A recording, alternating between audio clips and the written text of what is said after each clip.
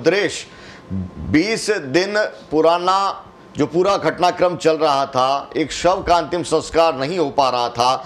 आज ऐसी कौन सी परिस्थितियां बन गई जो आनन फानन में सारी चीजें हो गई, जिसका इंतजार प्रदेश की जनता कर रही थी कि गतिरोध किस रूप में टूटेगा, वो टूटा कैसे, उसके पीछे की कहानी क्या है? ये मानवाधिकार आयोग ने कल जो आदेश जारी किए थे कि शव का अंतिम संस्कार 24 घंटे में कराया जाए, जी, इसी आदेश के चलते प्रशासन ने आज सुबह आनंदपाल के जो परिजन है उनको एक नोटिस जारी किया। उसमें शाम 4 बजे तक जो अंतिम संस्कार करने की उनको चेतावनी दी गई।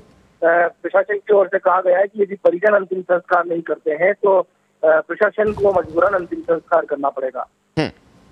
इसके बाद दिन भर समझाइश का दौर चला, परिजनों को समझाया गया, तब जाकर स्थिति की परिस्थितियां अनुकूल हुई और परिजन अंतिम संस्कार को तैयार हुए।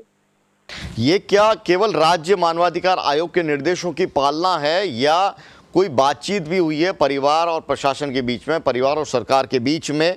किसी तरह का कोई आश्वासन दिया गया या हुआ क्या? ये पूरी कहानी क्या है?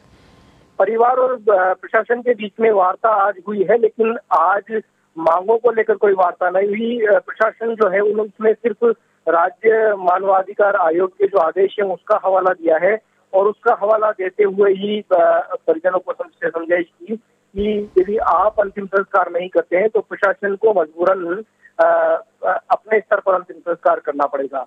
इसी के चलते शाम को परिजन आनंद फानन में अंतिम संस्कार को तैयार हुए।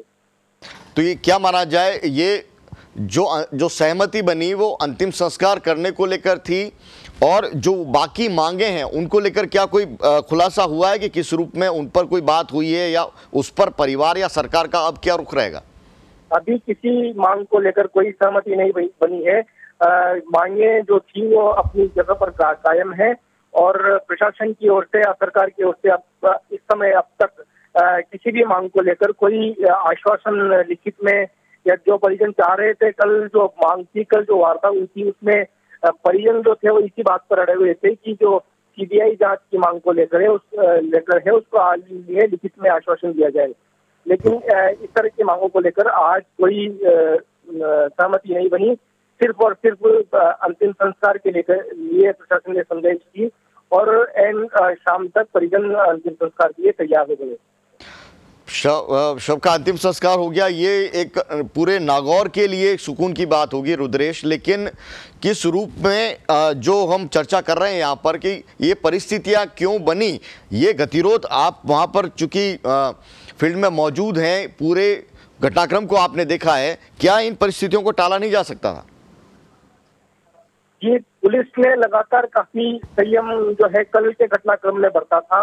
सुबह से लेकर शाम तक पुलिस ने अपनी ओर से कोई ऐसा कदम नहीं उठाया कि अहिंसा कोई फैले या कोई घटनाक्रम ऐसा पैदा हो जिससे कोई जनहानि हो या इस तरह की कोई बात हो। लेकिन शाम को जब वार्ता का दौर चल रहा था उसी समय जो श्रद्धांजलि सभा में कुछ भीड़ आई थी, वो भीड़ सांवरदा गांव के रेलवे स्टेशन की ओर बढ़ गई। स्टेशन पर जाकर लोगों ने बेकाबू भीड़ ने पटरियां उखाड़ने का प्रयास किया।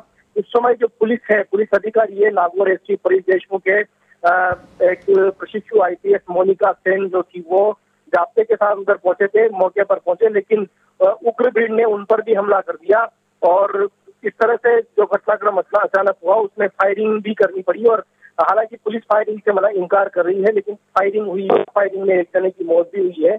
जो जिस व्यक्ति की मौत हुई है वो हरियाणा का बताया जा रहा है, वो हरियाणा से चलकर यहाँ आया था। ठीक है।